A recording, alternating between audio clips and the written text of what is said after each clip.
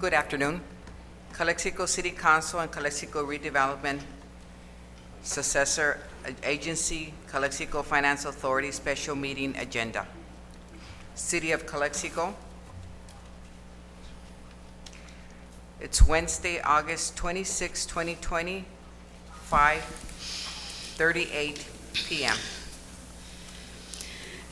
Due to the declaration of emergency, this meeting will be held pursuant to the authorization from Governor's executive orders. Some or all of the City Council members may participate in this meeting by teleconference as authorized by Executive Order N-2920, issued by the Governor on March 17, 2020. Until further notice, there will be no public access to City Council meetings. However, public participation is available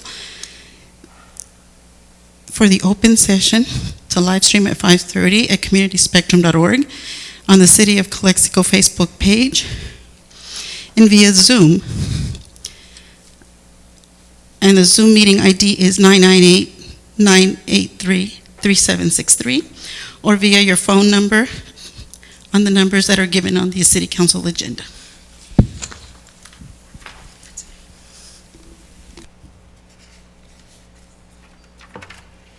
Members of the public are encouraged to forward any public comments by 4 p.m. on Wednesday, August 26, 2020, to our city clerk.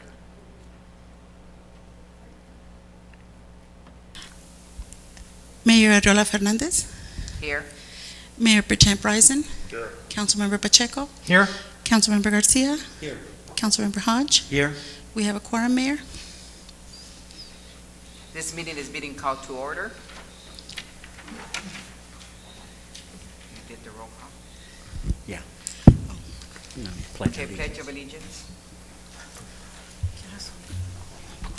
Chief, will you lead?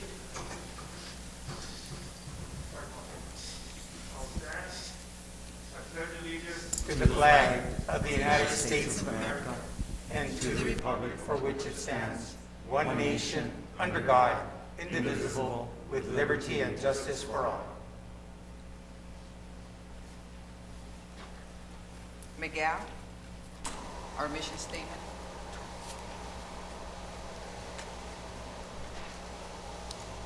Together, we pledge to provide effective and efficient services in a courteous and respectful manner, to provide the quality of life for all in our unique border community. Viva Calexico. There's no indication. Now, I will say the prayer. Okay. Will you please bow down? Dear Lord, may your goodness and love be present among us today. God bless our meeting with unity, hope, and vision. Build in us all a deep respect for one another. Father, please guide us so that this meeting could be productive. Let us be effective and decisive. Open our minds so that we may receive your eternal wisdom. Open our spirits so that we may know your leading and guidance. We ask all this in the glorious name of the Lord. Amen. Amen.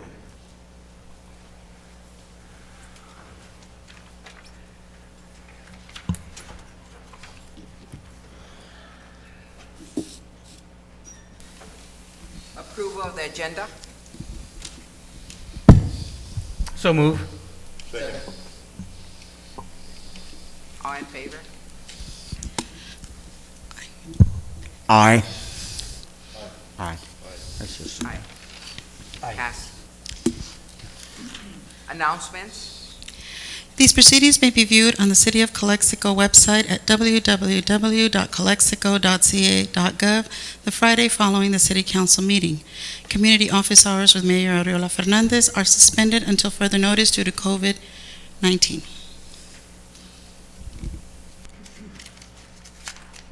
Okay. Okay, and I have an announcement. I guess I'm going to say it now. Sure. Yesterday we had, there was an immediate press release from the Public Imperial County of California Health Department. And I'm going to read what the release stated, the official statement. state authorizes Imperial County's move to Stage 2. State's approval of attestations allowing reopening of certain sectors with modifications. Imperial County, California. Imperial County officials announced earlier, which was yesterday, August 25th, that the state had accepted Imperial County's variance, allowing the county to move into Stage 2 of the state's resilience roadmap. The county's move to Stage 2 will allow many businesses to reopen with modifications. Because Imperial County remains the state's COVID-19 data monitoring list, some sectors will only be allowed to conduct outdoor operations at this time. The local health officer's order has been updated to reflect the move to Stage 2 and emphasizes that safety measures such as the stay-at-home order and requirements for social distancing and face coverings remain in place to support continual improvements and to ultimately move the county forward down the path of recovery. Now,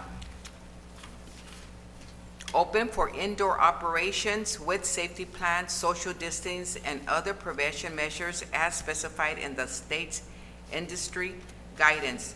Counseling service at places of worship, retail, bookstores, clothing and shoe stores, florists, home and furnishing stores, jewelry stores, higher education in person limited to specialized courses, daycares, day camps, libraries, music, film and TV production, youth sports, and casinos. Open outdoor only with safety plans, social distancing, and other prevention measures as specified in the state's industry guidance. Place of worship and religious and cultural services, 100 maximum has been removed. Tarps permitted, no walls or blowers. Campgrounds, RV parks, outdoor recreation, playgrounds, conference spaces, meeting rooms must remain closed. Restaurant services, family entertainment centers, gyms and fitness facilities, movie theaters, zoos, museums and galleries, personal care services, beauty shops, barber shops, nail salons, racetracks open without spectators, wineries, tasting rooms, malls. First Amendment protest 100 maximum has been removed. Tarps permitted, no walls or blowers. Card rooms. Things are not opened. Bars, breweries, unless offering outdoor dine-in meals. Convention centers, K-12 schools, waiver options once county is off state data monitoring list for 14 days. Public events and gatherings, recreation, team sports, saunas and steam rooms, tattoos and piercing and electrosis, theme parks and festivals. Now, this is a meeting that Miguel, our city manager, and myself attended yesterday in the Department of Health, and this was related to us. So we tend to follow and move on to Stage 2. Miguel, would you like to elaborate on this? Yes, Madam Mayor, members of the council, members of the community.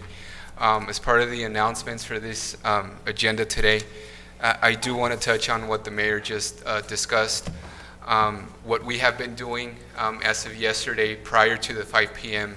official start time for the Stage 2 high-risk announcement, was make sure that we disseminate the information to our businesses via the platforms that the city uses.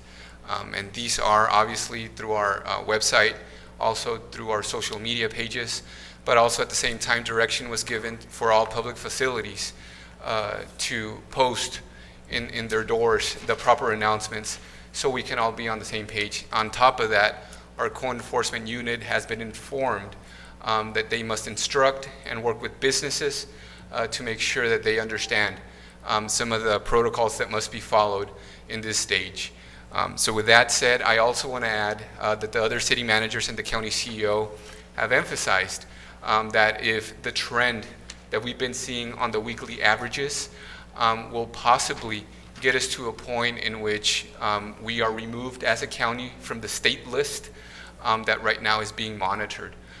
So with that said, the trend is going in the right direction, and hopefully sooner than later we can be thinking about stage 3, which would provide a better opportunity for the city to begin to receive the much needed taxes that we've been missing out as a result of the pandemic. With that said, Madam Mayor, if you wish, I can make a remark in Spanish, just so we can address the situation. La alcaldesa Rosy Fernández anunció que ayer, como parte de la rueda de prensa que se tuvo en el condado de Imperial, junto a los demás alcaldes de este condado y la administración de la Oficina Ejecutiva del Condado de Imperial y el Departamento de Salud Pública, se dio el anuncio que en base a la estadística y a los números que estamos presentando del Valle Imperial, pudimos, gracias a la aprobación del Estado de California, subir a la etapa 2 del plan de reapertura. Hay que tener mucho cuidado. El día de ayer se hizo un anuncio por parte de la ciudad a través de la página de internet y las redes sociales que publica la ciudad, el anuncio oficial de qué establecimientos pueden abrir y bajo qué condiciones. De la misma forma también se comentó qué negocios aún no pueden abrir en esta etapa. La tendencia que estamos viendo es que los promedios de casos a comparación de las camas desocupadas en los hospitales del Valle Imperial va a la baja, lo cual nos va a permitir próximamente avanzar a las siguientes etapas que van a permitir que más negocios reabran. So with that, Mayor, as part of my report as city manager, I have a couple of things to announce to the dais here in our community. I do want to share that last week, the Imperial Irrigation District, the County of Imperial, the City of Calexico, in conjunction with Cali, PA, and the Office of Assemblyman Garcia, all agreed on the next steps regarding the funding that was secured through the state general fund in the amount of $28 million for the implementation of 3 infrastructure projects here in the city of Calexico, specifically south of the 2nd Street Bridge. I am honored and pleased to share that our local partners at the county and at the IID have continued to support the city of Calexico in its efforts to be the lead agency as we move forward into this important process. I do want to share that this process will culminate with the construction of the 3 infrastructure components that are identified in the strategic plan that the state of California approved for the New River. As a result of this, the city of Calexico will be working very closely in the coming weeks with the Department of Water Resource. The Department of Water Resource has been tasked as the state agency that's going to be managing the project along with the local entity, which in this case it's going to be the city of Calexico. I am also honored to share that there's going to be an individual that's going to be doing some of the project management duties, someone that has vast experience on the New River project and is a former staff member of the Regional Water Quality Control Board. We will be providing more information as that becomes available.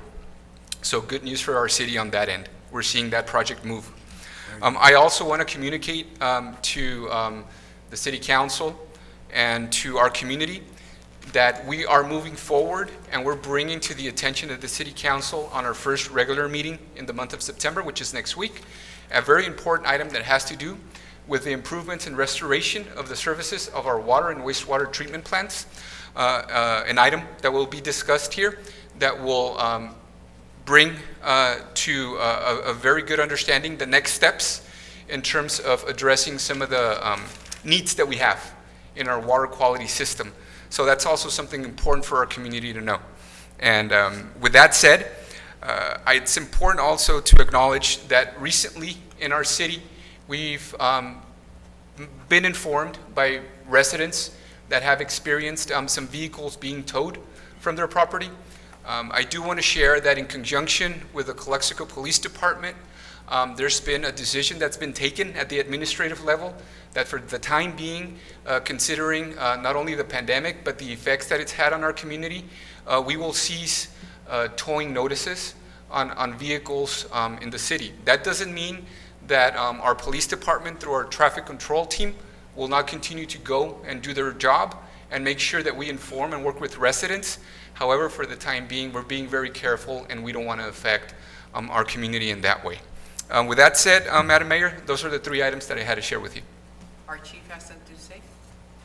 Can you just specify that it's 120-hour, that's what we're not showing in the cars? Absolutely, yes. So we have a local policy in which within 120 hours if a vehicle is not moved, that's when we receive the citation or the direction to tow. That is what specifically we're looking at right now. In this case, being cognizant about the situation we're going through, and through our police department making sure that that doesn't get enforced right now. Thank you. Thank you. Thank you, Abby.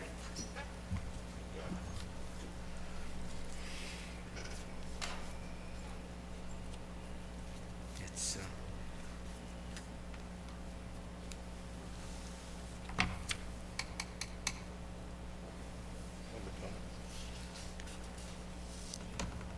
Presentation by our okay. attorney, Carlos Campos. Madam Mayor, Yes. excuse me, City Attorney, may I interject before he speaks? Sure. I just have Sorry a about short that. comment. You No, like- that's You also okay. like to make a comment? Yeah. Announcement? Because I feel somewhat responsible for this. I pushed to put this item on the agenda because we must learn and do something to relieve the heavy economic strife and suffering for renters, small businesses, and homeowners. Now, specifically today, this item addresses the moratorium on evictions for renters and small business owners.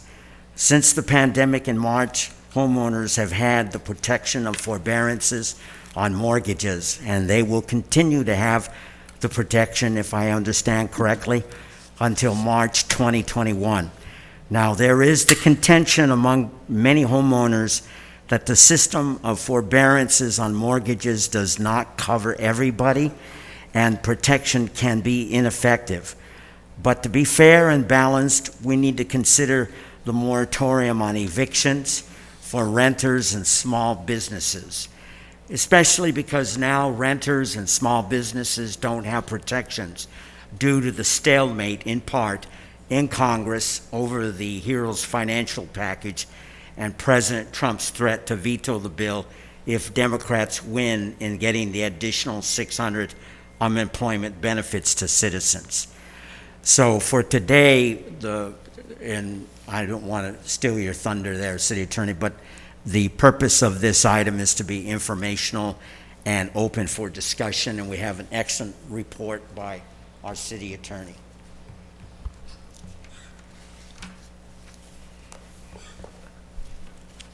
Great. Thank you, Mayor, City Council, and thank you for those comments, Councilmember Hodge. As Mr. Hodge pointed out, this is a presentation. We're not seeking to take action tonight. We're just doing a presentation to the City Council and the Mayor and get some direction. Also, there's also some public comments for the record that the City Clerk will be introducing. Next slide. Here's a quick summary of the presentation. We'll briefly just touch on some of the federal and state protections related to evictions for both residents and commercials. Also, what the Judicial Council has enacted, which is the body that governs the courts here in California. Some of the local measures here in Imperial County that have been taken around eviction moratoriums, as well. Just walk through a sample moratorium ordinance and what that would look like. We'll briefly just touch on some of the legal challenges that we could see to that, and we walk in, and as well as some comments we've seen from some of the local groups here as well. Next slide. Under the CARES Act, there was a moratorium, however, that has expired, and that was on July 24th. There is an executive order related to providing protections, but that hasn't been codified yet. So that's obviously, even with the executive order, we've always heard that to the extent that one was enacted for actual protections, there would be some challenges. Next slide.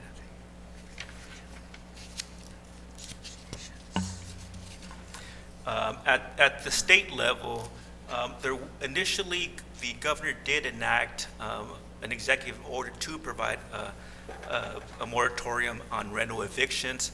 That has expired.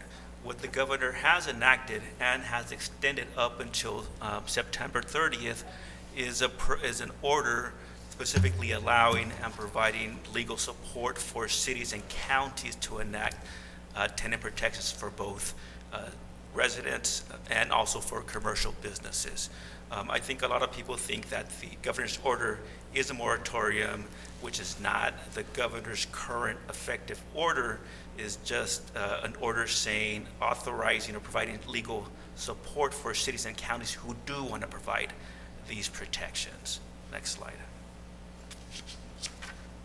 Currently, there are two bills in the legislature that look at providing some protections. One is AB 1436, which would extend the moratorium until 90 days after the emergency ends, and then give tenants 1 year to make up for any missed payments. Next slide. Another bill is SB 1410. This would provide landlords tax credits if they agree to forgive missed rent payments for COVID-related hardships. And then they could subsequently sell those tax credits as a way to mitigate some of the impacts. They've estimated this would cost $10 billion over the life of the program. So in terms of the feasibility of this moving forward, we're thinking it's unlikely just based on that financial impact to the state. Mr. Campos, the AB 1436, it's gone through the assembly. Does it go to the state or Senate, or is this another bill that is working separate from the AB 1436? Yeah, wherever it starts, that's AB means it starts in assembly, Assembly SB, and then it will go to the other house as well. And they're currently meeting, right now it's a big week in Sacramento. As of yesterday, these bills were still moving. So I'm not sure if anything's happened today, but as of yesterday, they were still moving forward. Yeah, next slide. In terms of what the Judicial Council has done, currently in state courts, if you wanted to evict somebody, the state courts right now aren't processing most evictions, and that's what the Judicial Council has ordered. It looks like they may lift it September 1st of this year, but as of right now, even if there was protections at the state level or city level, the courts themselves right now are not processing most evictions.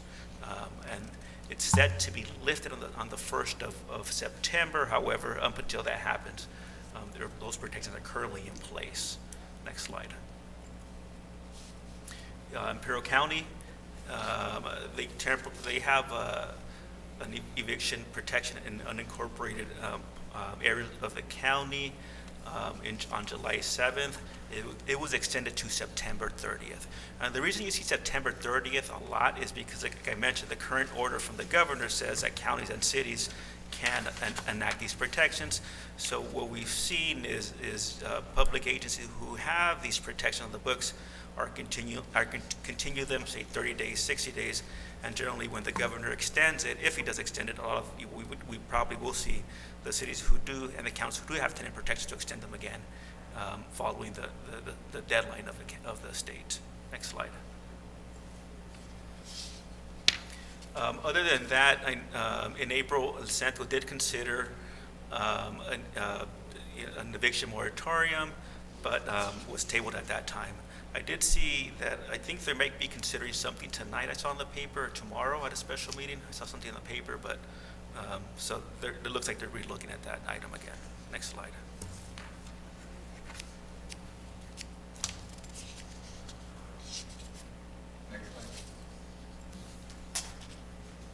Here, I'm just going to walk through a proposed ordinance. The ordinances, most of them that we see are generally the same.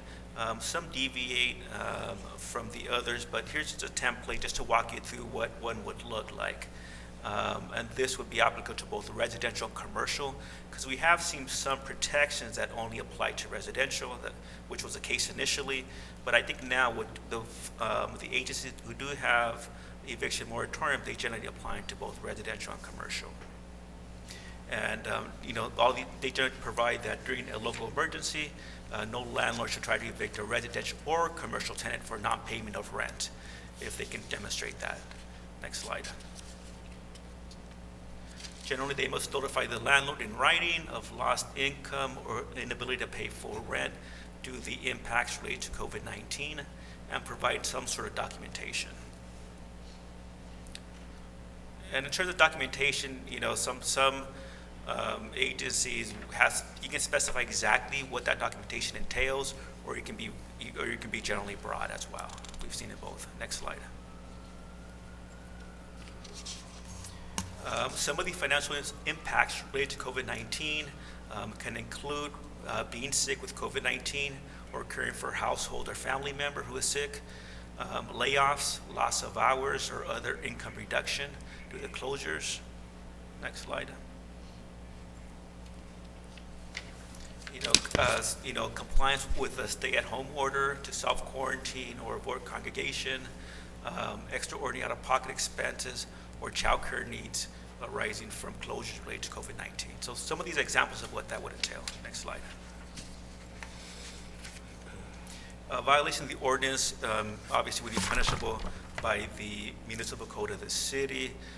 Some cities have beefed up their enforcement mechanism due to COVID, and also have provided sometimes, violations of state orders or county health orders are also violations of your muni code.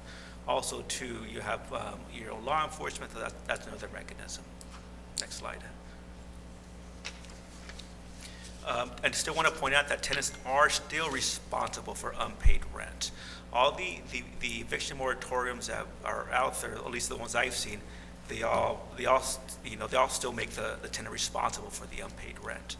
And landlords can seek unpaid rent after the expiration of the local emergency. Usually tenants usually provided to pay within 6 months after expiration, and that's, we've seen a little movement on that. I've seen up to a year, I think in LA County, and there was litigation over that, but it looks like they were successful, at least at their first hearing. Generally, landlords may not charge rent or may not seek delayed rent through the eviction process. Next slide. Yeah, and obviously there's other remedies non-related to COVID-19 for landlords. Those would be available. Say if somebody comes in and destroys a dwelling or conducts activity there that's not permitted, then all those remedies are still available for the landlords. Next slide. For commercial tenants, same time, these ordinances provide for eviction protection, and some sort of and tie it to COVID-related impacts. Next slide.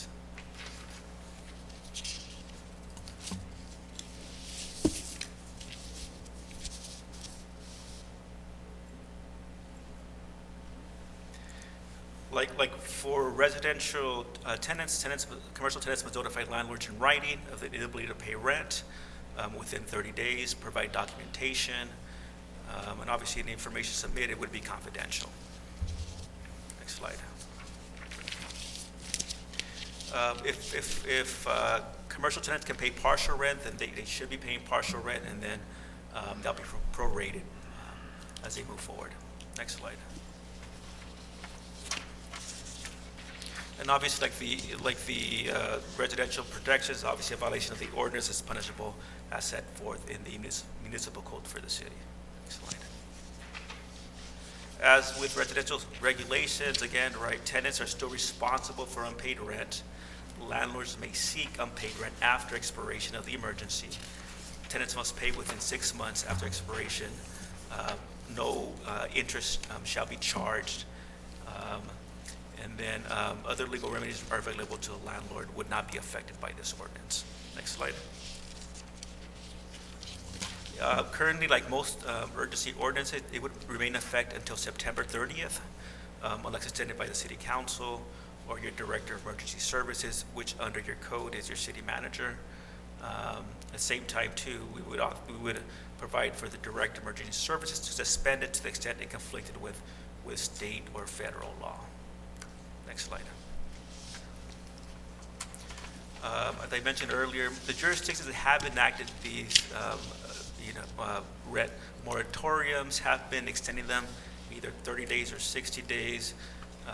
Currently, most of the ones I've seen, they've extended it up until September 30th, and I suspect as we get closer to that date, these items will be up before the city council to see whether or not they want to extend it.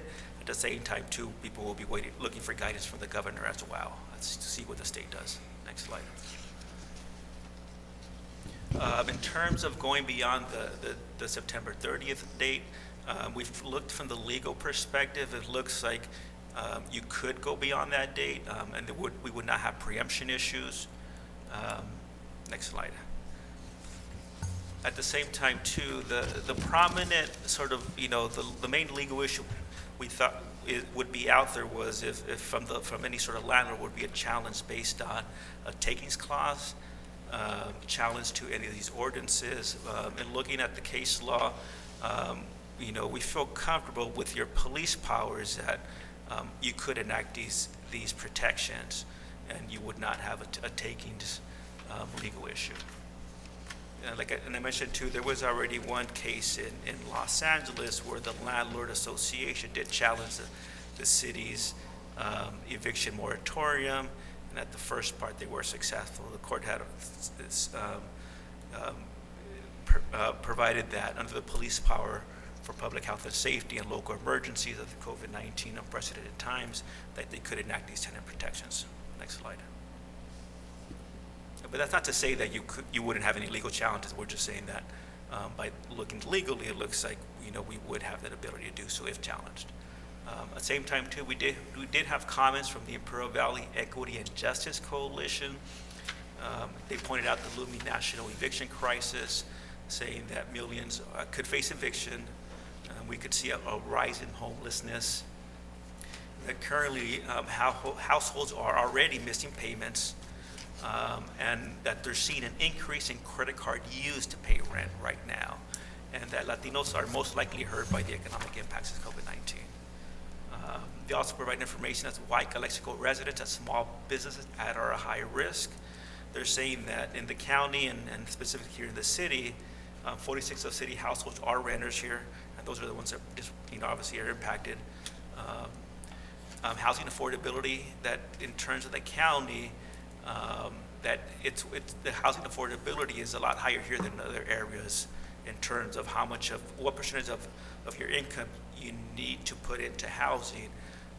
They're saying that in this county it's actually higher than other areas, which you wouldn't otherwise think. Here, point out the incomes are below the federal poverty line here, that a lot of Latino small businesses do not lack the cash to buffer these economic impacts as larger businesses, and the PPP program for businesses does not allow rent payments as a basis for loan forgiveness. It needs to be, the PPE program needs to be for keeping employees, staff. So that's been some of the issues there, is that you couldn't use that money to pay rent, otherwise it would not be forgivable. With that, that was the last slide. The next slide. I'm not sure if council has any comments. I also do note that we do have some public comments on this item as well. Council member? City Attorney, did you want to say something first? Yes. City Manager? Yes. I just, before we proceed, I just want to bring the mayor and the council to the attention that it is your decision as to how you wish to conduct the public comments. The reason is because we also have a statement that a member of the Imperial Valley Equity and Justice Coalition would want to give, and they are going to do that through Zoom. Okay. And on top of that, I believe we have a real estate expert from the city that will also make a statement. Mary Salazar. It's your call, Madam Mayor, if you wish to hear them out or first take the public comments. We leave that up to your discretion. I would like to first take the public comments and then continue with the, are they here right now? If they're on board, Oh, no, listen. yeah, we can go ahead with them, Ms. City Clerk. Yes.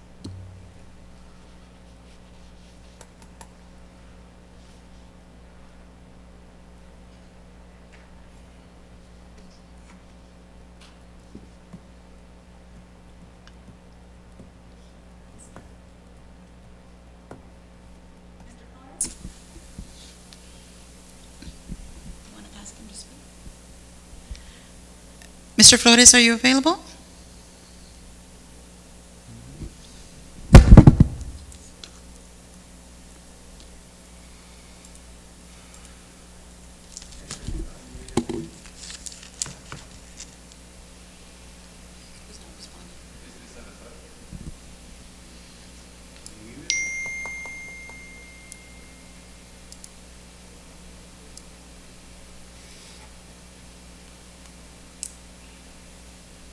She's not showing up. He is here. I have unmuted him. Mr. Flores, you may proceed with your comments.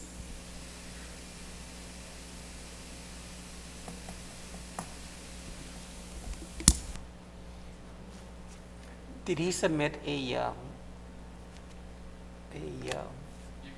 A paper? proceed, Gabby, if you wish, to the public comments. To see Public if Mr. comments? Flores can connect. Can you hear me now? Yes. Okay, great, thank you. So I'll go ahead and read my comment. It's short, so I'll keep it brief. So thank you, Clerk Garcia, Attorney Campos, Council. So good evening, my name is Luis Flores, a representative of the ID Equity and Justice Coalition. As I speak, over 50% of California's population, or 20 million people in our state, live under the protection of a local eviction moratorium for renters and small businesses, including residents of Imperial County's unincorporated areas like Celia and Ocotillo.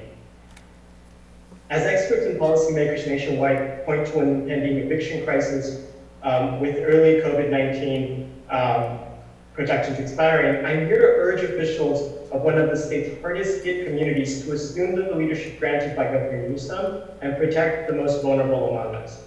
So over a month ago, our group sent this council a proposed ordinance drawing language from the Imperial County eviction moratorium for unincorporated areas and elements of the Los Angeles.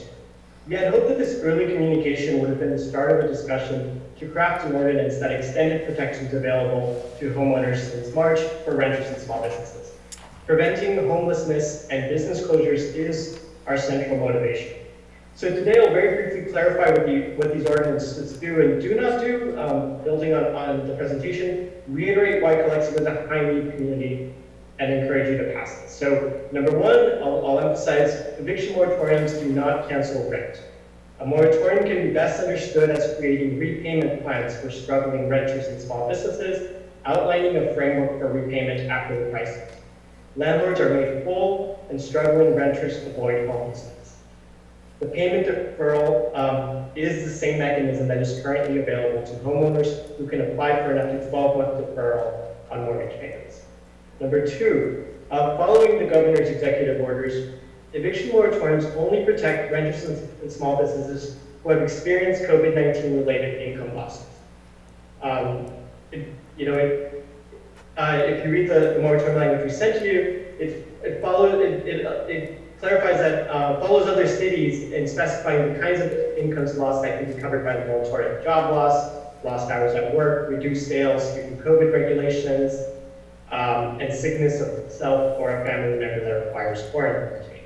Number three, the majority of homeowners experiencing COVID-19 related income loss have had access to a kind of mortgage protection through the federal government or private lenders since March. This is the result of early directives from the federal government and Governor Newsom. And my own family has benefited from homeowner protections during the pandemic. You have asked if the homeowners can be included in this ordinance before, and sure, but the reason no model for such ordinance exists is because in the state is because cities have understood the basic fact that homeowners already have those protections.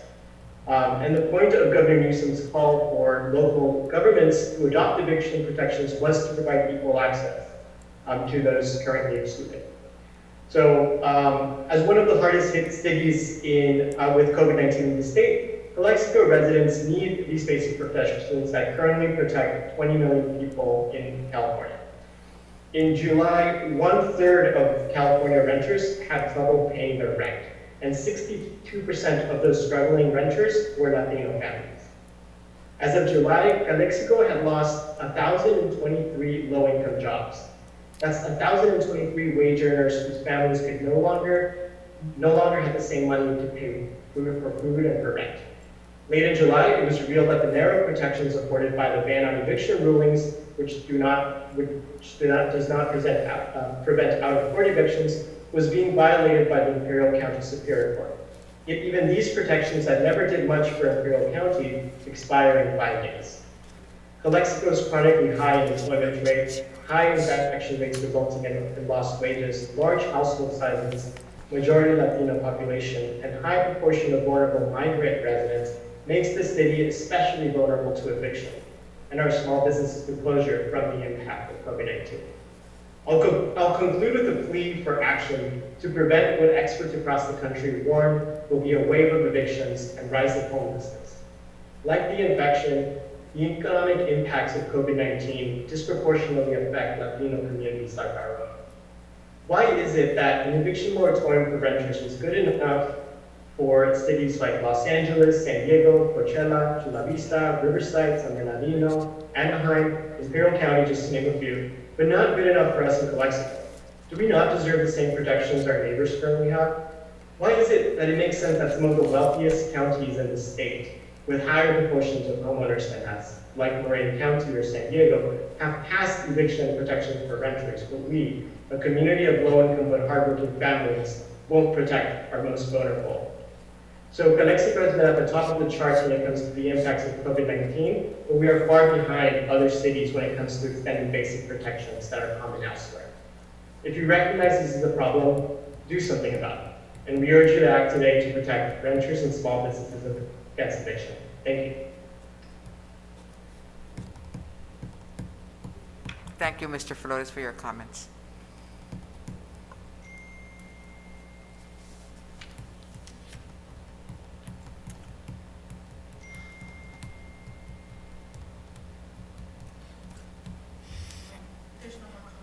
There is any more comments?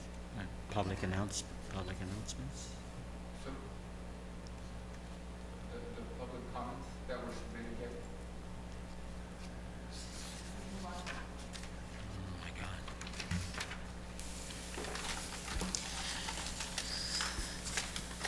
Comment from Ashley Diaz.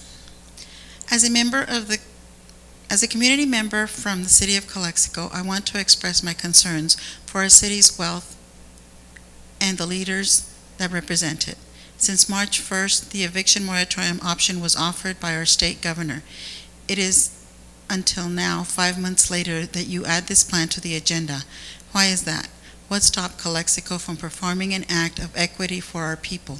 Knowing that the majority of our community members are local renters and local businesses, knowing that the Imperial Valley has high rates of COVID cases, knowing that our community is economically unstable, knowing how essential workers represent the majority of our city, what has stopped y'all from performing your duties of protection and justice? Clearly not your summer break. Please don't feel antagonized by voicing my concern.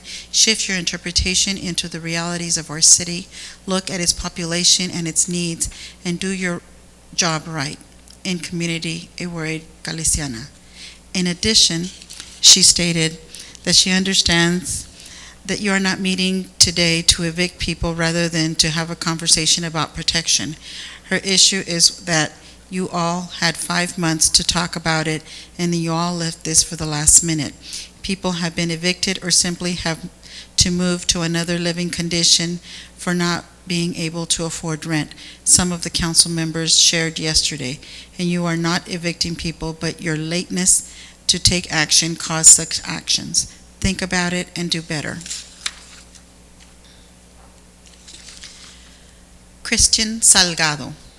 Dear council members, as a resident of the city of Calexico, I'm profoundly concerned for the housing insecurity of renters in my community that has been disproportionately hit by the impacts of COVID-19. We are still in the midst of the pandemic that will continue for months to come, and we have to think of the long-term impacts that it's having on renters and small business owners. You have the authority to pass local policy that can protect, similar to the 148 cities and counties in California who have less renters or far less impacted by COVID, that have taken initiative to protect their most vulnerable community members. What is the city of Calexico doing to protect renters? Unlike homeowners who have federal protection under the CARES Act, renters do not have the same protections. I support the city of Calexico taking quick action to pass an eviction moratorium, in addition to launching a COVID-19 renters assistance program similar to San Diego and Los Angeles, who currently offer one-time payments of up to $4,000 to qualifying households. Taking multiple strategic approaches at the local level, eviction moratorium, COVID-19 renters assistance programs, and providing small businesses with the resources to continue business with the proper safety and public education is the job of the city. The passing of an eviction moratorium is far past due. This should have happened months ago. I urge the city of Calexico to pass an eviction moratorium to protect the renters and small businesses in Calexico. Christopher Gomez Wong. Supporting property owners and tenants goes hand in hand during a pandemic. We must protect renting families from being evicted in the same manner our federal government has protected homeowners from mortgage foreclosures. Doing both these things is not a mutually exclusive issue. An eviction moratorium in Calexico would facilitate this protection process locally. We need an ordinance that extends until at least September 30th, as authorized by Governor Newsom. Amid our current state of emergency, local businesses and home renters who've temporarily lost their streams of income may still face eviction notices, fines, late fees, and homelessness. This foreseeable and impending situation can create a flood of displaced families and lost businesses we are not equipped to manage. So I urge you to consider acting preemptively in order to stave off the coming crisis. Many in our community already struggle to survive with lack of equity issues extending past the shelter of home, like being food insecure. If the council can provide a temporary safe haven for struggling families, we'll be more likely to thrive as a community once again. Taking an opposite stance may trigger phenomena which could lead to a worse scenario that we can encounter today. As a community, we can't risk having children sleeping on the streets or parks of Calexico. Thank you.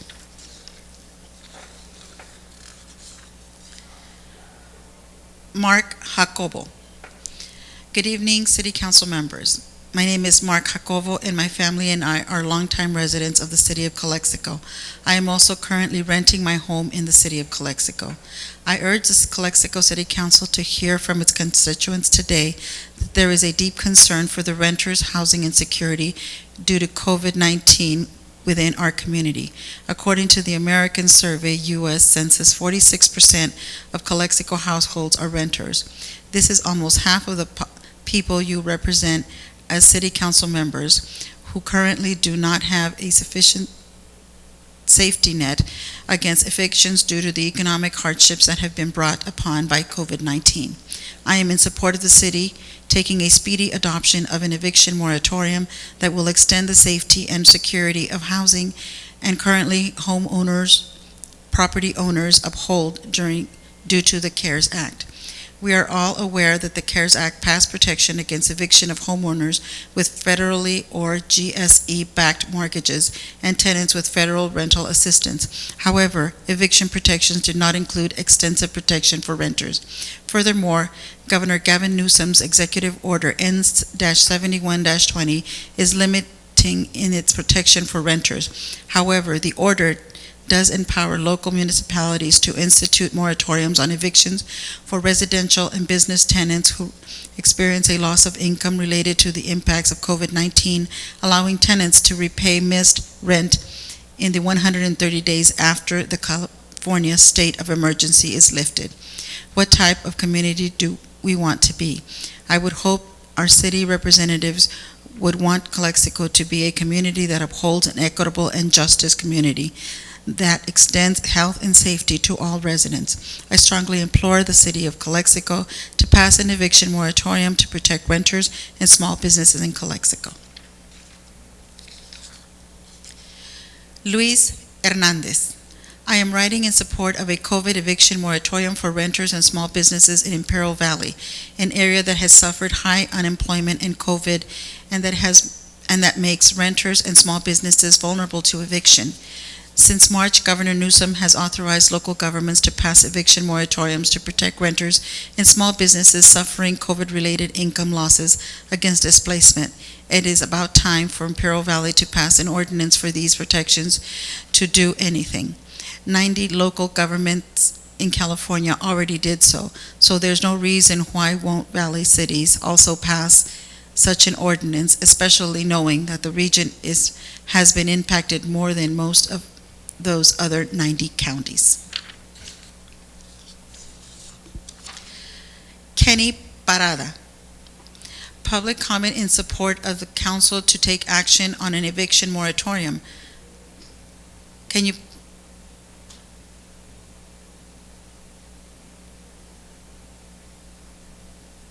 That's all he says. That's it? He's providing something, but it wasn't attached. I guess we need to clarify that on the public comments, the only comments that were addressed that had to do with their agenda being a special meeting, we do not accept any other comments, but just the comments that are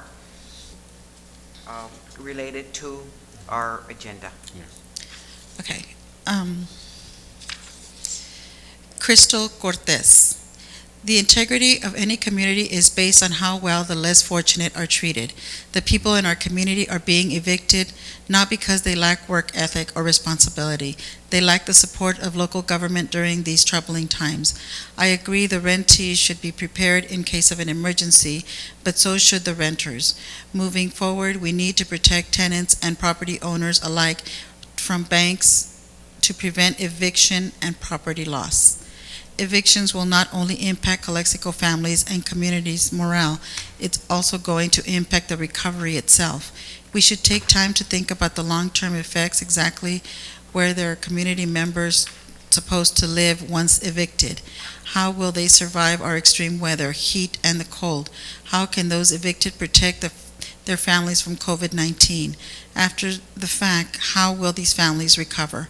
Perhaps the politicians and local government have never helped the homeless and therefore are unaware of how difficult it is to get a job when you don't even have shelter.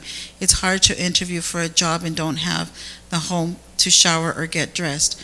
I would like to remind everyone that this is happening to all of us, rather renters and tenants alike, because the integrity of our community is based on how well we treat the less fortunate.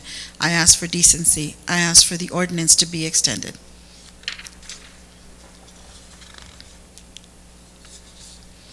Marisela Vázquez. Estoy a favor de evitar los desalojos en esta pandemia, pues la situación económica es muy difícil para gente como yo, porque no hay mucho trabajo en el Valle Imperial.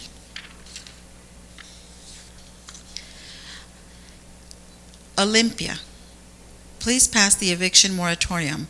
How is it possible that the county most affected by COVID-19 isn't taking measures to protect its people?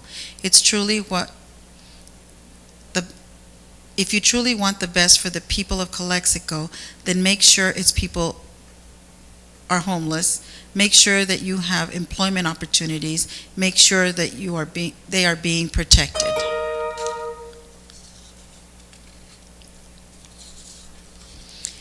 Jadine Marquez. I, Jadine Marquez, support protections against eviction for renters who experience COVID-related income loss, such as homeowners who receive protections against foreclosures since March. Cities across California have enacted these crucial and essential protections since April.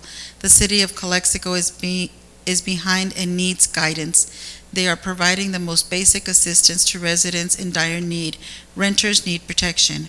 Why is it okay that Imperial County passed protections for renters in unincorporated areas, such as Ocotillo and Silly, but cities refuse to protect renters in our most populous cities, such as Calexico? The residents and renters of Calexico should not be denied their rights.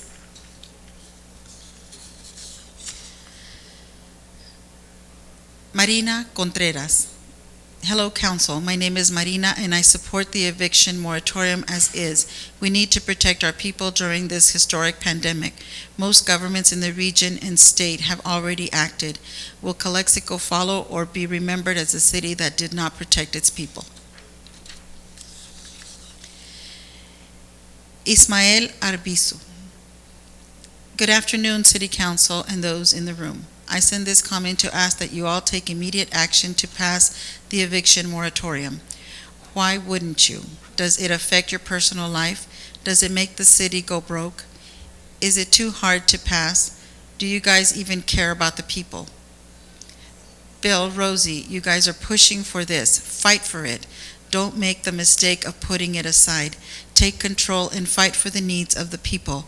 What kind of people would allow poor families to be kicked out during a global pandemic? You all have money, and some of you hang out at your compadre's house while families are losing the roof above their heads. You guys don't even have to worry about this happening to you. Is that why you're barely talking about it right now? Ask yourself, what am I here for? If you're just here to talk, then leave. Don't just sit there. Please do something. Dylan Castillo. I have attached a file, I am writing this comment in support of passing an eviction moratorium for Calexico. I find it disheartening to believe that it is August 26 and the City Council is barely acknowledging and discussing any plans or motions to protect and serve the residents of our city despite the Governor Newsom empowering local governments to enact since April.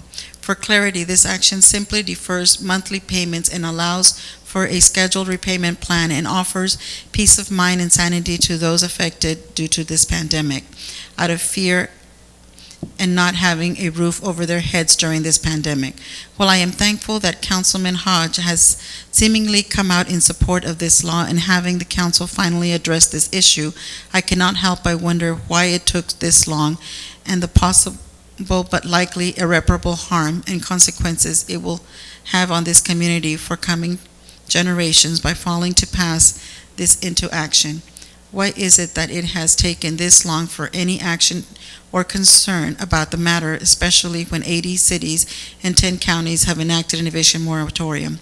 Even more alarming are the reports that 46% of the Calexico residents are renters. How much longer is this council going to stand idly by before they empathize and show their humility for their fellow Calexicans you all volunteered to serve? Well, I will not be naive to serve the past history of any of the council at this moment. Please excuse what may be perceived as passive-aggressive, but rather that of a concerned citizen who is tired of the prejudices and corruption this city is far too known for. I humbly ask that you please recall not only your upbringings, but also those of your families and friends around you, and most importantly, to provide guidance and show leadership during this critical moment in history and help us ushering a new era in Calexico.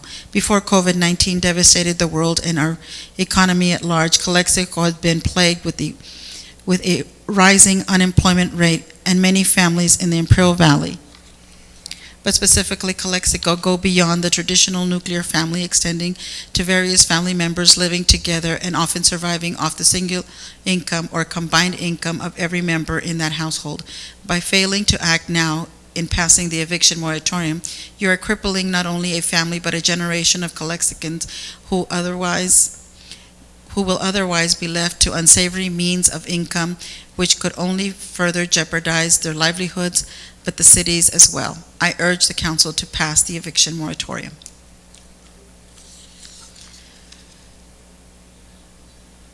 Okay, that's a duplicate. María Vizcarra. Por favor, buenas tardes a todos. Mi nombre es María. Estoy escribiendo el día de hoy como residente de Calexico y propietaria de negocio para apoyar que los miembros de este consejo actúen para pasar una moratoria de desalojo para ayudar a todos nosotros afectados debido a la pandemia del COVID. Durante los últimos 5 meses, yo y mi familia tuvimos que cerrar las puertas a nuestros clientes debido a la situación elevada de casos de COVID y directivas del Estado. Gente nos ha llamado pidiendo su dinero para atrás y sin poder ver a clientes hemos tenido muchas pérdidas. En todos esos meses nunca nos bajaron la renta aunque nuestras puertas estaban cerradas. El dueño del edificio esperaba miles de dólares al mes. No hemos podido pagar la renta completa y he tenido que vivir con estrés y miedo de tener que cerrar mi negocio porque la renta es tan alta y no he podido ver a clientes. Yo no soy la única, hay muchos propietarios en Calexico viviendo el mismo miedo. Por eso es por lo que les pido que no escuchen, que no solo escuchen nuestros comentarios, pero actúen. Sé que todos ustedes tienen el poder de pasar esa protección para prevenir que propietarios como yo suframos desalojo. Espero que en momentos difíciles ustedes, como oficiales de la ciudad, luchen por proteger a los ciudadanos, pero no lo he visto. Y aprobar esta moratoria es lo mínimo que pueden hacer. Por favor, piensen en personas como yo, que ahorita no tenemos ninguna protección como propietaria contra el desalojo. Ustedes son elegidos por los ciudadanos y sé que podremos votar este noviembre y tomar esto en cuenta cuando vote. Raúl Ureña. Mr. Ureña had two comments to make. One comment, his first comment will be read at the following meeting since it's not related to any of the items on the agenda tonight. The second comment I will read. I'm in full support of the resolution as is. Unfortunately, the Imperial County Superior Court disobeyed the state Supreme Court orders to stop evictions proceeding during the pandemic. While there were only 2 evictions that went to court during the pandemic, we don't know the number of people were pressured to self-evict out of court. Property owners with a federally backed loan have gotten a maximum of 12 months deferral from the feds because the Republican admin prioritizes those who have over those who need. Those who need now are the ones that keep our most basic services like food and waste management moving. Those in need are in large part not the property owners. They have gotten protections at the state and federal levels. I will repeat, this policy only brings protections to tenants apart in what has given to a supermajority of property owners at a federal level. I want the city to think of the cost of having people go homeless right now or ever. Think about what a setback is for all of us to have someone fall behind. It is cheaper to intervene before tragedy, and it benefits us all. Keep costs to public health lower, not just during a pandemic. I ask the council, do you stand with the Republican administration, or will you stand with the people who are hurting, the people that are the lifeblood of this city and this region? Joey Espinosa. Mr. Espinosa also has 2 comments, one of which will be read at the next meeting. The comment will read tonight. I am asking that you do that and nothing more. So far, your recent actions have not aligned with this mission. Taking more than 4 months to address a statewide order designed to protect the majority of the community is very irresponsible. Your priorities are clearly skewed. Most of us in this town are renters, and it is clear that you are landowners or have friends that are landowners. As leaders, you shouldn't be taking sides or have preferences of which side of Calexico you care to help the most. Having a seat at the city council is a great responsibility that comes with a lot of work. It is not a chance to have spotlight or give you your ego a boost. It is a job that you willingly chose to enroll in. So quit playing it like a role in a theatrical display. Be the leader that the community of Calexico needs, or step down. There is no space for drama. This is not a stage. This is real life. That's it. That's all? Mhm. Thank you, Gabby. So we continue on. So- Madam Mayor, may I interject something? Sure. I would like to put on the next agenda the proposed urgency ordinance for further discussion and possible vote. Would I have, I need a second, or I need somebody to back me. Would anybody do that? I'll second it. Okay. All right, so I'd like to put that on the next agenda. Thank you. That's September 2nd, I believe. Mr. Hodge, your request is to Take a vote take a vote on on this item, on the proposed moratorium. urgency ordinance. Yeah, On the eviction. moratorium on evictions. Yes, Now, do we have enough information to move forward with this? I believe we do. Yeah, my concern is that after the pandemic is over and everything is, emergencies are all clear, the local renter has 6 months to catch up to what is past due. Is that true, Mr. Campos? That the renter has 6 months to make up whatever he owes the landlord? Yeah, we would specify that in the ordinance itself. We'd have to specify that there. Yeah. Now, there's different versions, but some of them provide for 6 months. That's- Correct. So will we still have until September, isn't it? Isn't it? Right now, what we're doing, we're going by the ordinance that our governor gave. No, Isn't that correct? the moratorium ends at the end of September. That's what I'm saying. It ends September. But then there's a year, supposedly, right, City Attorney? That payment arrangements can be made and the renter has a year to pay back the past rent. And my question was, can we modify that? Yeah, there's no state moratorium. All the state has done currently right now is provide, saying that local jurisdictions, cities and counties can enact Oh. tenant protections. How we enact them has varied.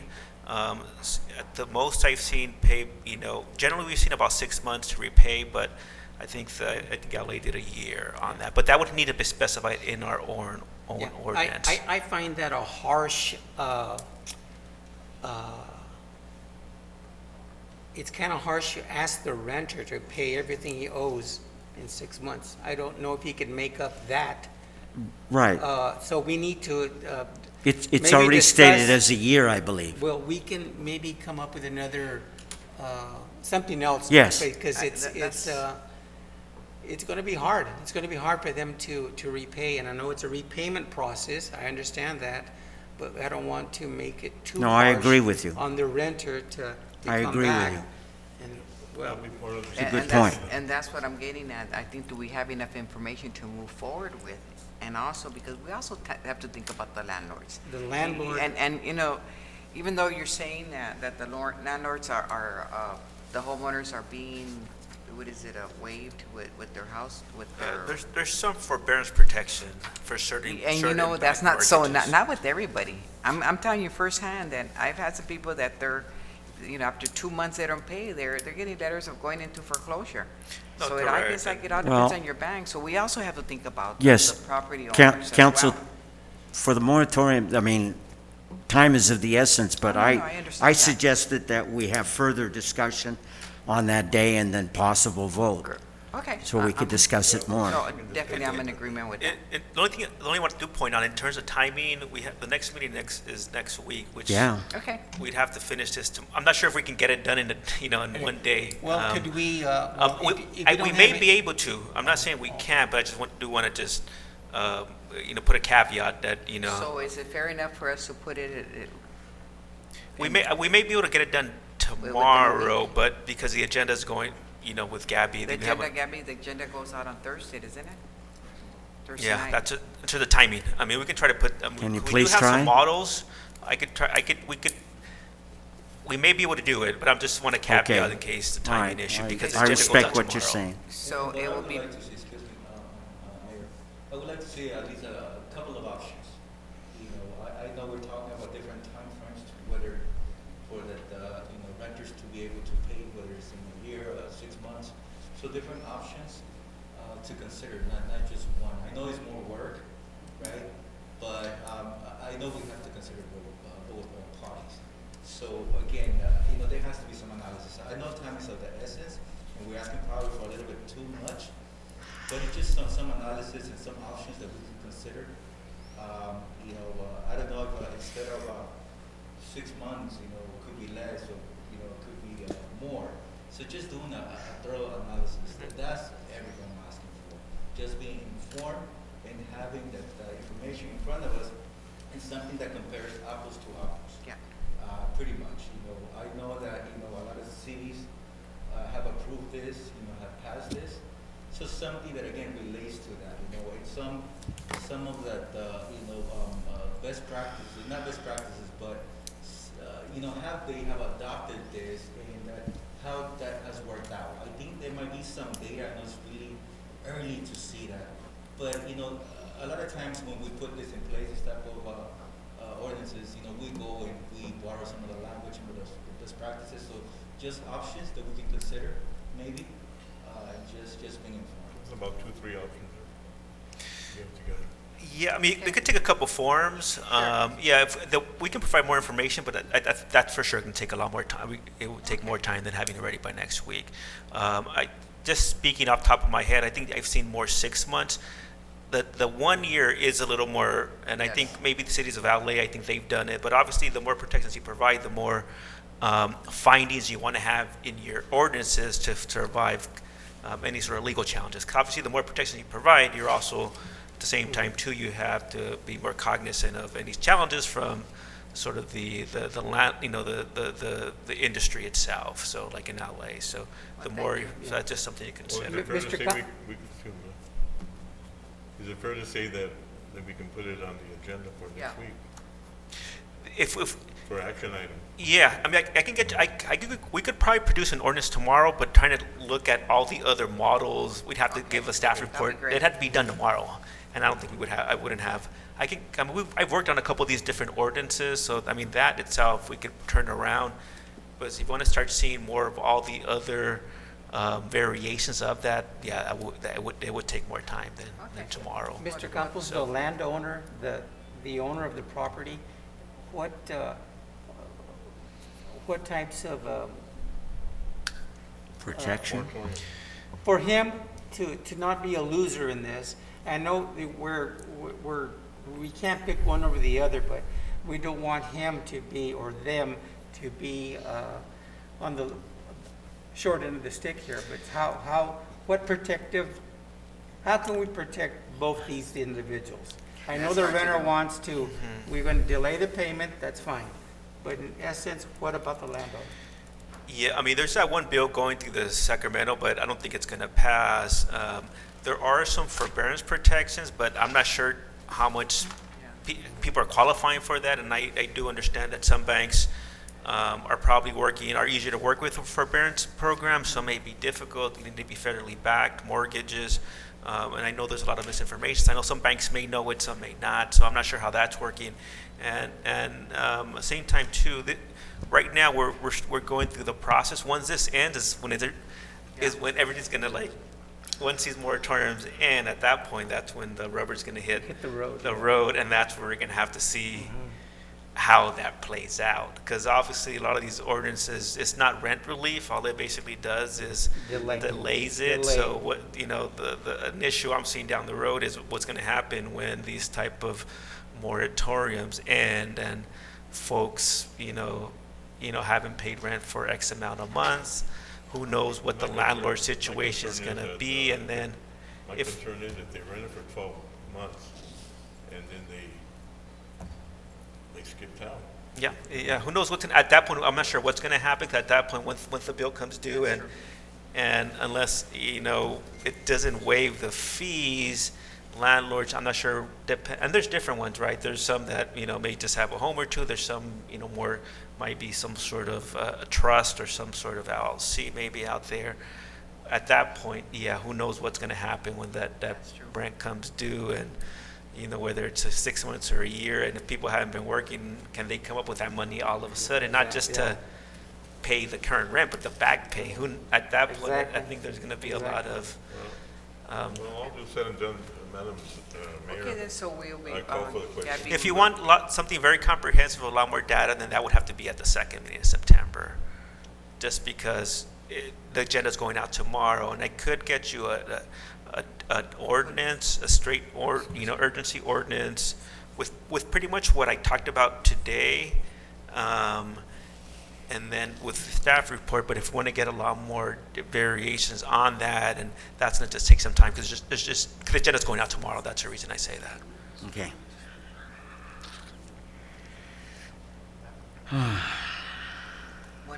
Okay, we have Mary Salazar. Okay, so we will be putting that on the agenda, and we'll appreciate all We have to, your help. is it for action item? Yes. I call for Yeah, it. if That's you what I want a lot called more for. information, it would have to be the second meeting in September, just because the agenda's going out tomorrow. If we put it on next Wednesday, it would have to be the straight. But if you want a lot more of the other, because like I said, the agenda's going out Right. tomorrow. But That's we the can try to put it on for next week as an action item? Well, what I'm saying is, we can, but it's going to be a straight urgency ordinance, I'm not sure how much, we won't have the other information tomorrow in terms of the specifics of all the variations of that, just because there's no time. I see. So I can put something on for, I'm not even that, I need to get my people on it, working on it. 16th. So why don't we? It's just a timing issue, just because the agenda goes out tomorrow. More informative information on the next meeting, just next week, and then we'll put it on our agenda for voting on the 16th. Isn't that better? You want to retract that? Well, we won't have, if it's on the meeting for next week, we probably won't have much more, because the agenda needs to go out tomorrow. So, I mean, it'll just be this, if we have something on the agenda for next week, and like I said, the agenda goes out tomorrow, it'd be an urgency ordinance, something. So then we'll hold it for the 16th. If you want a more comprehensive, then it would have to be the 16th, because, Okay. yeah, if you want a lot more of that, then it would be for the 16th. And we can have a draft. Is it okay with you, Mr. Pacheco? Mr. Hodge, you need to modify your statement? Yeah, okay, Your motion. I would like to put on the agenda for September 16th, I believe, Yes. the proposed urgency ordinance, which refers to or means the moratorium on evictions, for further discussion and a possible vote. It's an action item. I second it. Okay. Okay. Call for the question. Okay, now we have, You have Mary Salazar? We have to vote on this, don't we? No.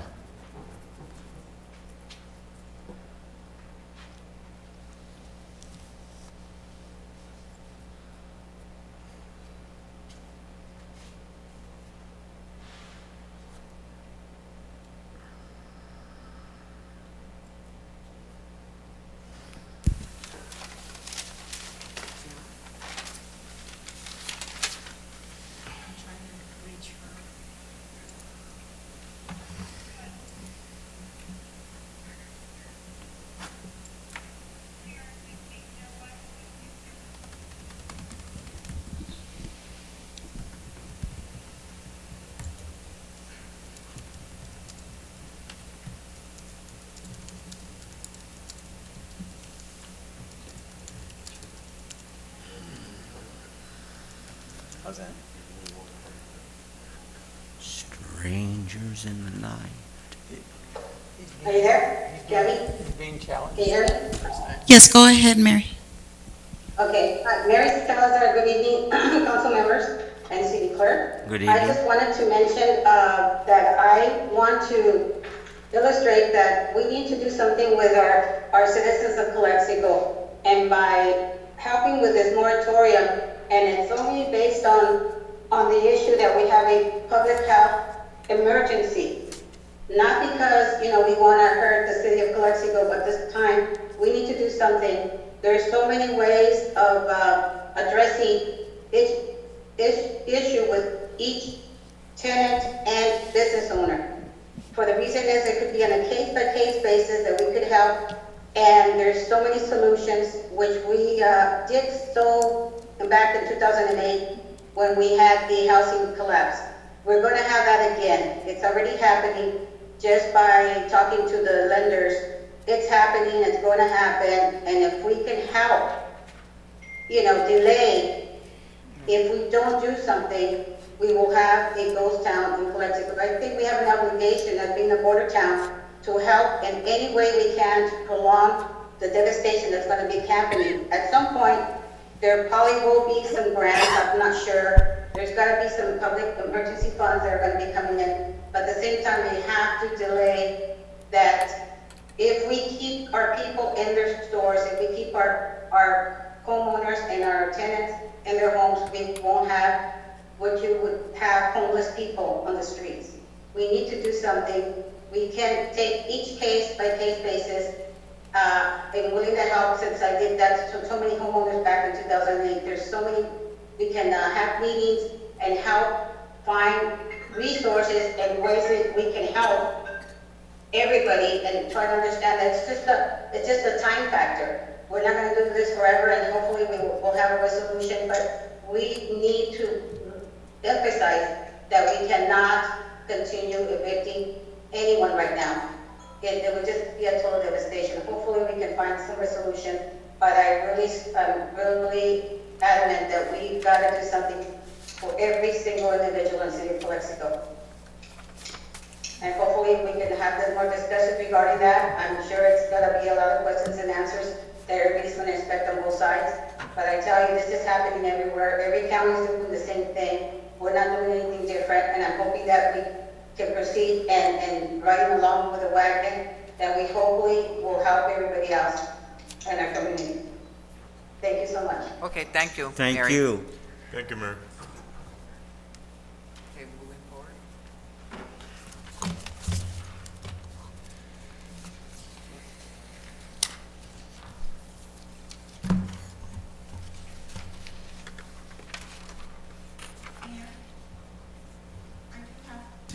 I do have the final comment by Kenny Parada that I was missing earlier.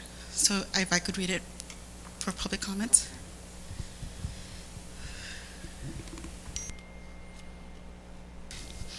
Dear Honorable Council Members, my name is Kenny Parada. I am a representative of the United Food and Commercial Workers Union, Local 1167. We, the UFCW, represent 1,900 members in the counties of Riverside, San Bernardino, and Imperial.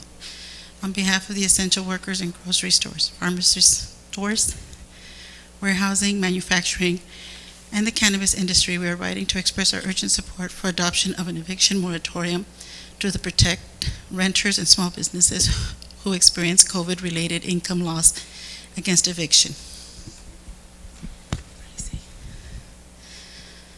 Similar protections have been passed across the state, and it is particularly appropriate for a community that has been severely impacted both by COVID and unemployment.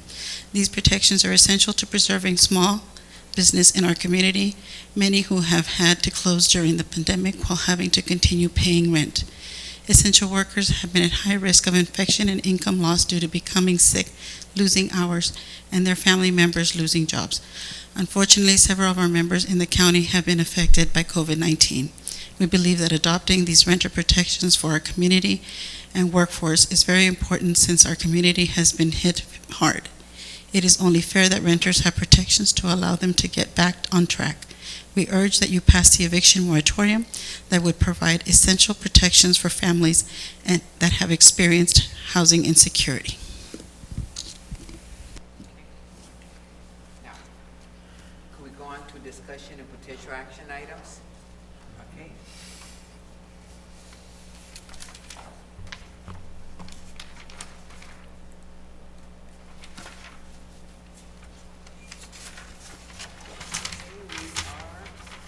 Sale of city surplus land, authorization to enter into negotiations. Yes, Madam Mayor. I do want to stress that this item is an item that has followed the mandated state requirements as to how surplus land in any jurisdiction can be either rented or put up for sale. The first step, as mandated by the state of California, which is something that the city of Calexico followed on June 3rd, was issuing a notice of surplus land availability. What this means is that we comply with state requirements by sending this notice to a list of agencies and stakeholders that the Housing and Community Development Department in the state of California mandates all cities or local government jurisdictions. After doing so, the city of Calexico also posted printouts of this notice on city properties, public properties. As a result of this, the city of Calexico received one letter of interest. As a result, that is why we are bringing this item to your attention. The next step would be for this council to provide direction to the administration to enter into an exclusive right to negotiate with the party that expressed interest. I do want to stress that this does not commit the city to sell the property to this third party. This is simply to enter into an exclusive right to negotiate. And specifically, we're looking at two parcels that are located on the east side of Cloakey Road and the south side of Maddox Road. This is along the boundary with the County of Imperial, so along the tracks over there by the town center area, so we can just kind of get a perspective of the area of the city that we're talking about. I do want to also highlight that this exclusive right to negotiate can last up to 90 days. And whatever terms the city puts forth is something that in this case the third party would have to oblige with, so we can find common ground. This is going to be done obviously with the counsel of our city attorney.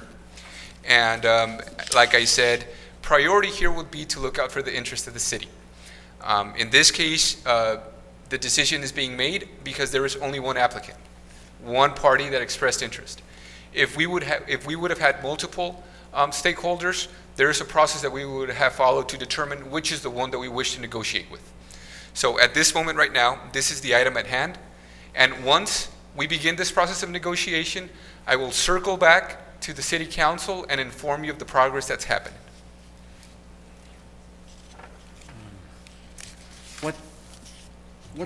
Maybe I'm getting ahead of myself, but what purposes can the land be used for? There are multiple uses, and again, I want to reference the town center area. That is where the FedEx facility opened not too long ago.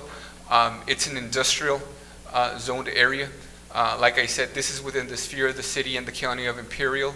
We would be looking for a type of activity that goes along that type of industry. Along with that, I do want to mention, because I do want to give an example of some of the terms that the city can impose. Some of these terms include making sure that there are signed off entitlements on the property. Why? So we as a city can assure that something will be developed within an agreed upon timeline. This way, we will not just only be selling or renting land that is just going to be sitting there by the third party. Right. These are the types of things that we're going to be looking out for. Good. Mayor, I have a public comment on this item. Public comment. Is there a comment? Oh, okay. Comment is from Ismael Arbizu, and he sends questions for those who can answer them. Number one, who is George Ekbuanu Rio Investment Group? 2, why is the city selling it? And 3, can't the city use it for itself?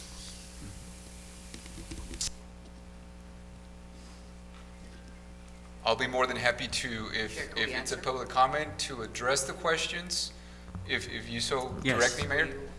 Good idea. The party that expressed interest is the party that's referenced by our community member in his email. The purpose of why the piece of land is being considered is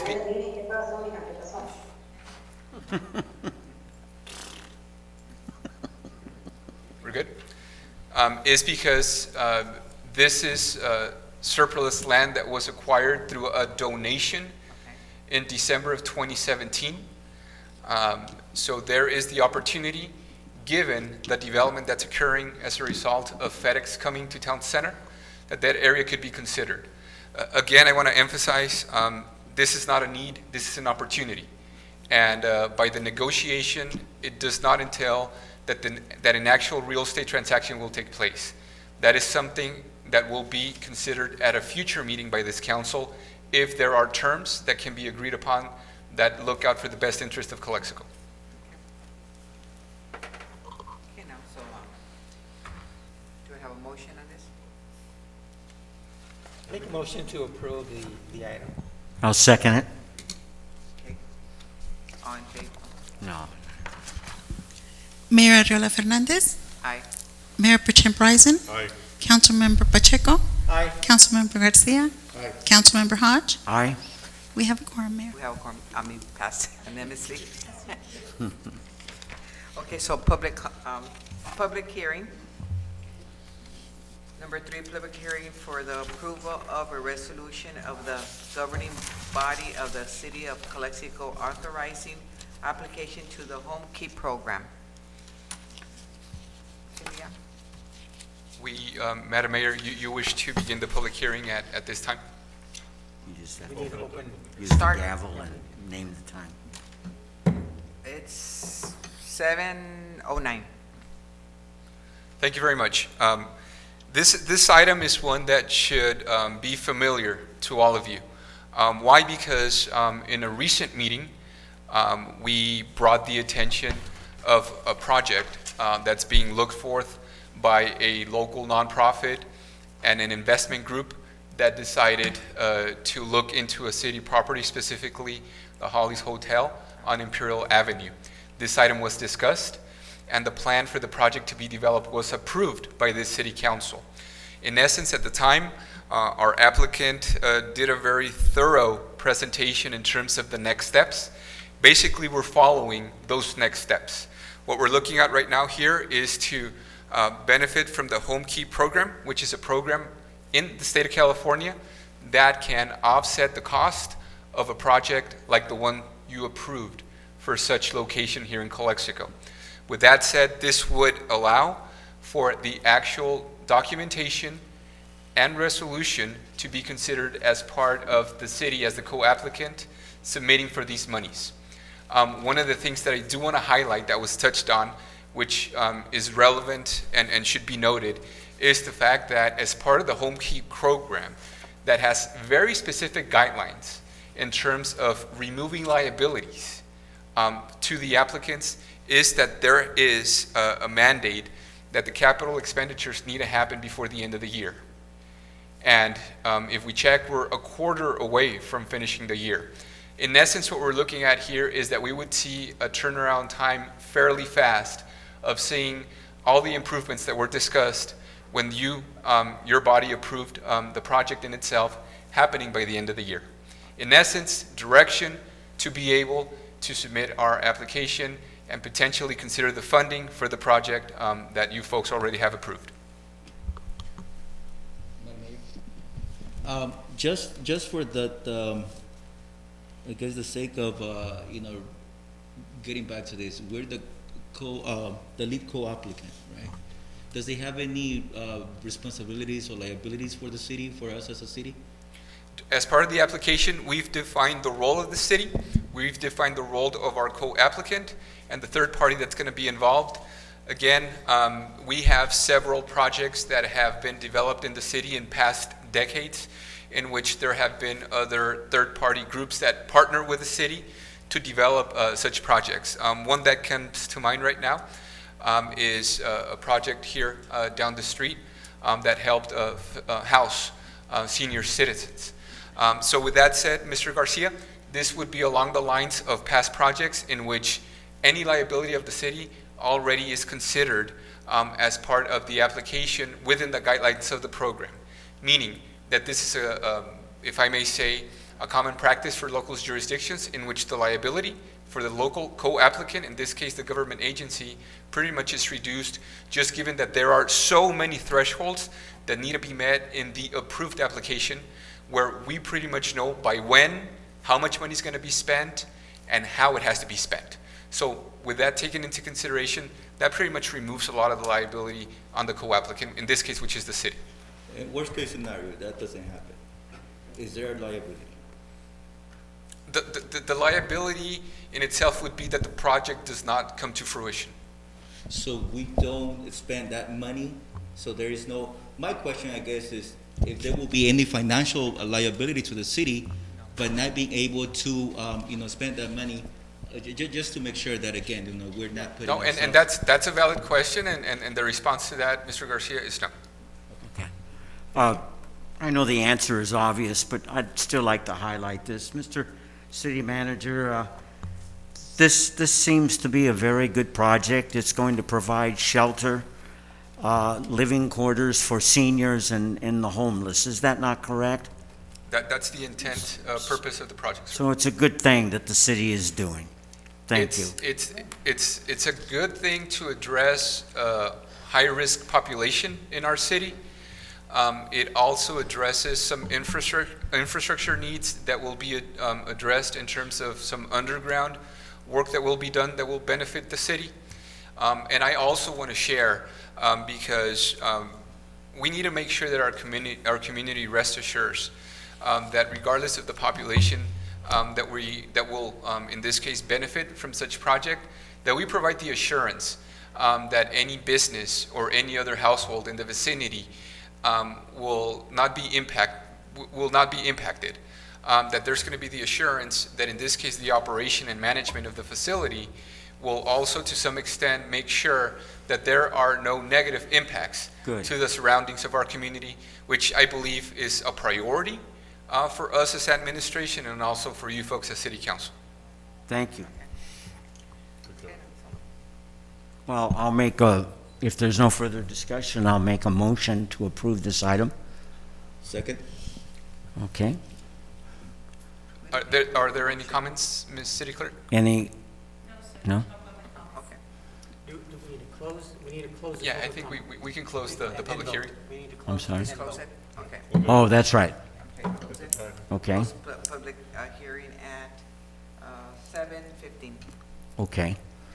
I'll make a motion to approve this item. Second? Okay. Mayor Ariola Fernandez, Aye. Mayor Pro Tem Prisen, Aye. Councilmember Pacheco, Aye. Councilmember Garcia, Aye. Councilmember Hodge. Aye. Motion passes unanimously. Now, another public hearing.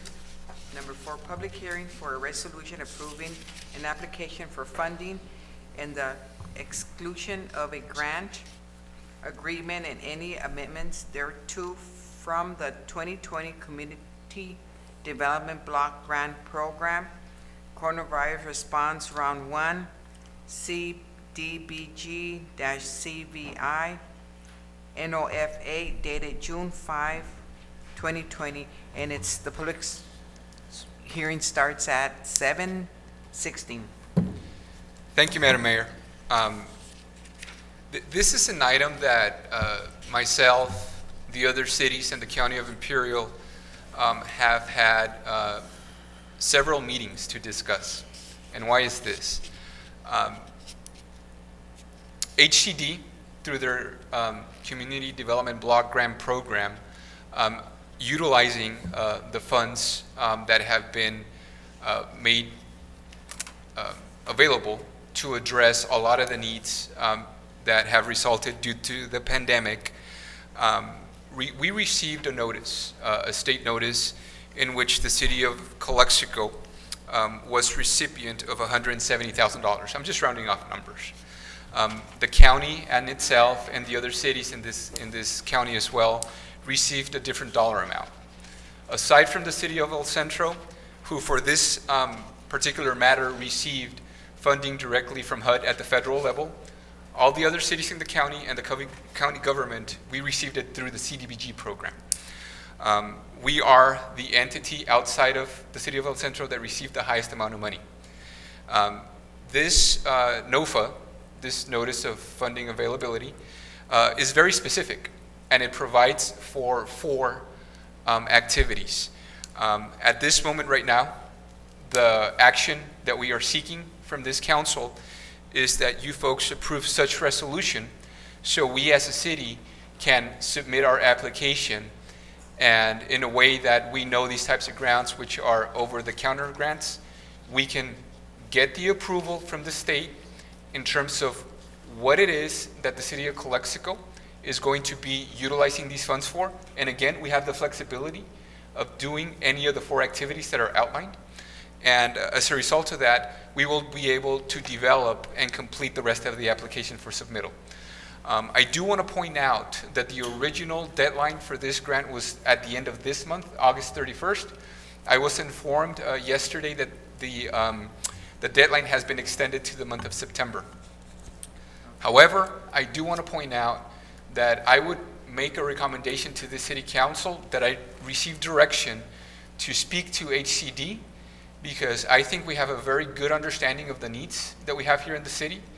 We have a micro and small business population that has been severely affected, and there are a number of ways through this opportunity that we can benefit and support them. My request is that I can speak to HCD, and if we meet all the criteria of this application, that we recommend that they expedite the payment of this grant for us and not wait until the end of the new deadline, which would be, I believe, somewhere in the latter part of September. Every day that passes is just another day that we lose where we can help our community and our businesses.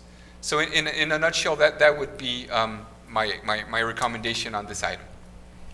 Mr. City Manager, how will this benefit the community, this particular item? An opportunity that we have is to do a forgivable loan program in which there is criteria that has to be met. One that follows what the state of California is allowing us to use this money for, and some of the basic requirements that need to be met. If we're able to meet that, we can institute such program in which we can directly work on some of the key components. For example, doing the income verification. That is a common practice of the CDBG program, but also at the same time that we can work with our businesses to make sure that we take them by the hand, we guide them, so we can utilize the monies for their benefit. Okay. That's great. That's great. Any more So questions? I will recommend to expedite whatever has to be done, as we hopefully we continue to move forward. Yes. You know, we're in stage 2, you know, high risk, but hopefully soon we will move on to, you know, a better conditions so our businesses and everybody can get back. And as Yeah. we know, we see the need and from everybody. So I think there's an additional money that we can use and hopefully offset some of the need. So as fast as you can, you know, if you can just go ahead and move forward and do what you need to do to expedite. Any more questions? So we end the public hearing at 7:21. Now it's up for I make a motion to approve the item that we're seeking funding for the response round 1. I'll second it. Kevin? Mayor Arreola Fernandez, Aye. Mayor Pro Tem Bryson, Aye. Councilmember Pacheco, Aye. Councilmember Garcia, Aye. Councilmember Hodge. Aye. Motion passes unanimous, Mayor. Mr. Campos, do we need to read the public hearing resolution? No, thank you. I guess this meeting is, we No, have is that anything it? We're else? going to have a little round Okay. for us. Public Public comments? comments first. Okay, that's it, huh? Morris? Madam Mayor, if you allow, I just received a request from Mr. Ray Robin, who is part of the project that we are working on at Holly's. If you give permission, he would like to say a few words. Sure. Welcome. Good evening. I just wanted to take a minute to speak with you guys about the project that we're doing at Holly's and what the home key is specifically. We're processing these applications that are due September 15th for what's called a MHP Multifamily Housing Program, and then our plan was to go straight into the Tax Credit Allocation Committee 4% award for this project. So out of the blue, HCD comes up with a funding source, Home Key, which allows us to acquire the units faster, and it gives us a little bit of the money that we need to take care of all the health and safety issues via fire sprinklers and some of the other small things that we need to get the residents in there while we're processing the remainder of the application. So I just want to make sure that we're all on the same page and we're all understanding here that it's going to be now a 2-phase project, where we have the first phase, which is Home Key, and then the second phase is going to be, you know, the $16 million remodel, where we, bring everything up. But we're taking care of all of the health and safety issues, the public works, the fire, everything at the very beginning. It just won't look like a diamond till we get to phase 2. So I just want to make sure that everybody understands that we're all on the same page. But it's a great opportunity for us to get these units now instead of waiting till we go through this whole process. And in this, there will be money available when we go to the second remodel to relocate all the residents into a nice hotel room and then bring them back into a brand new facility. So I think it's important that we communicate as partners. I'm the developer, you guys are the co-applicant with me, and I appreciate that, because without your guys' support, we won't be able to get these units. We talk about eviction moratoriums and everything, but bringing more units is always a solution to helping with that. So I just want to say thank you and just articulate exactly what we're trying to do. That way we're constantly communicating and being on the same page. Thank you. so much. Okay, so, Mr. Pacheco, did you have something to say? Oh, yeah. I've been bombarded by calls and that our water is, we've got high rates of TTHM. Don't drink water, don't make tea, don't bathe. We received the CCR, and there's nothing in there that states that the water that we're drinking is bad. In fact, the comment is, your water continues to meet all agency and state water resource control board drinking water health standards. The water is drinkable. They do this every year. So in this month, they're going to be doing this again. They take samples of homes. They do 40, 45 homes and take that sample. We're going to hear in September how we're going to fix that up, but there is nothing. Somebody was stating, oh, you're at 615. Look at this, you're at 6. What is 615? What is that?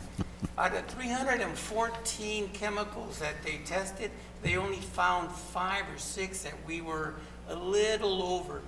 But that doesn't mean that our water source is not drinkable. Right. And it is, but these people, I'm sorry, some folks have taken this and moved it along to say that the water is not drinkable. Yeah, avoid the... Nowhere in this information is the water not drinkable. Please read it a little more closely. We'll have an update in September. Get the facts. Good, please take that. And we are moving to mitigate whatever we're over, what little we're over. And I was speaking to our Public Works, and we're going to address the issue in September. Very good. Where the water is. The downtown, it is what it is, but we need to make some changes there and getting help from our trash company, our Allied Waste. They're going to come and help the downtown area. We're going to try to provide assistance to our businesses down there, and not only looking at the alleyways with the sidewalks. We're going to be flushing out and using Morris's steam and pressure hose there. He's going to take it out of the garage. We're going to use it, and he's going to steam clean the 3rd Street, 4th Street, 5th Street, all the way down to Heber. It is what it is, but we're trying to work in the downtown, yes. There's no business. The pandemic, Mexicali's not coming across. They're just not, there's just no sales for us right now. But the good thing is that we're reopening, and Mr. Figueroa is going to get out the notices to the businesses that we can open up again, and that's going to bring in some sales tax for us and get us going again, and that's going to be helping. He mentioned the parking and towing. That's no longer going to be an issue. The issue that we took a vacation and we're not going to meet in August, that's not true. We don't meet because we don't have anything to discuss. But when this issue comes up that we have items to take a stance on and vote on, then we meet. we don't take vacations here. We work for you, we work for the city, and if there's a need, we meet. There was a need for this, and we met. So we're not on vacation.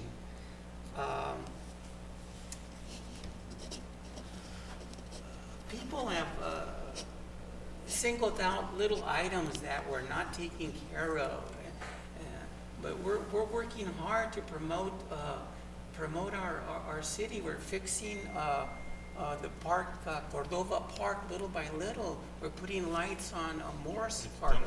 We're generating a new, on Harold Avenue, a new, where the old Armory was. We're going to generate a beautiful, $8.5 million. we're going to generate a gym and basketball courts, tennis courts, and it's going to be one beautiful 2-block area where the west end of the town is going to be really proud of that park. So we're doing things for the city. So take heart. It doesn't look like we're doing much, but we are.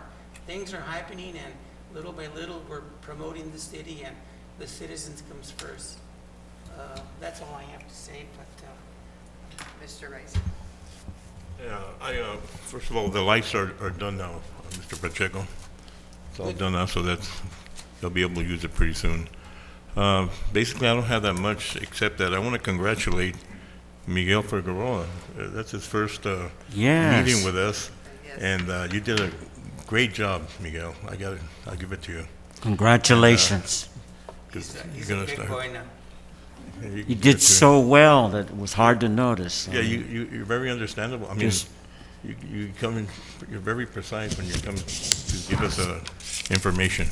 So, congratulations again, and I really don't have much. We were talking about the trash cans in downtown.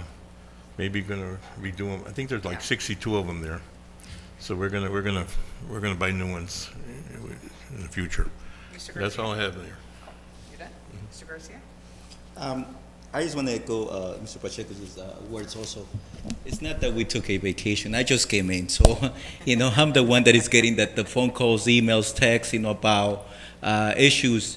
And I love that. I love that getting that contact and that also addressing those concerns. So by no means this is a vacation. The fact that we don't meet here at the chambers, that doesn't mean that the work stops. It actually continues. And it continues on a daily basis. So I also want to commend that, staff. I know they're very responsive. I know that we have our, challenges, but, with what they have, they do an outstanding job. So, and that's to be commended, starting with the leadership, with, city manager, the department heads, and everybody else. I've seen them, and they do a heck of a job. So my hats off to them. And also, I know that we're talking about helping people, and that as we move forward. Also, I had asked in previous meeting that I would like to see also getting back to analyzing our fees for businesses, business license, permits, and all of that. So I know that's a tall task, sure. But I think it comes in line with what we're doing right now. So we need to help everybody. And I think it's part of this whole package of being responsive to all, because it's serving the citizens, and that's all. That's from renters to property owners, business owners. So I think we're here for them. Not I think, but we're here for them, and we're here working for them, and that at any hour of the day or night, literally. So again, thank you, and thank you to congratulations to Mr. Figueroa also. Mr. Hatch? Yes. Again, about the issue about vacation. Ladies and gentlemen, there is no vacation for us. We didn't have a meeting. We have this special meeting. But I can't tell you how many times I've been here at City Hall and had meetings, and I've seen other council members do the same. So we care, and we're always trying to be on top of it. Are we perfect? Of course not. But there are no vacations. Also on the downtown, just to remind everybody that we have an action plan. And things have been done. Leadership of Morris Risen and the rest of the council, we've We've gotten the alleys closed up. It hasn't completely solved the problem. There's still some debris at times, and the stench has been mitigated. So there is improvement in downtown, but we still need a lot to do, and we understand that.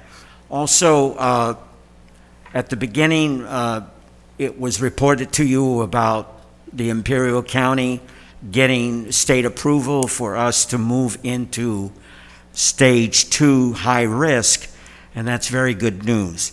And I'd like to invite everybody to join us for our video production. It will air on Friday for a whole week on the same program, and it's called Calexico Community Updates for COVID-19. And we're going to go into more detail and information about what stage 2 high risk means. And so I invite everybody to watch that program. And that's it for me. Well, thank you, everyone. And again, I want to thank our new manager. But again, like I said, it's been a very smooth transition since Dale left. And thank you, Miguel. And also all the support that you have given me, as well our city staff. We are working together. We're going to move forward. And that's how I could say that this team that we have here, we really have accomplished a lot. Even though we've been questioned by the city that what have we done, you know, for one thing, we're out of the red. And we are doing a lot of things, especially with downtown. Thank you, Mr. Morris, for all the hard work you're doing there as well. And do you have anything else? And I guess this meeting is adjourned. Okay.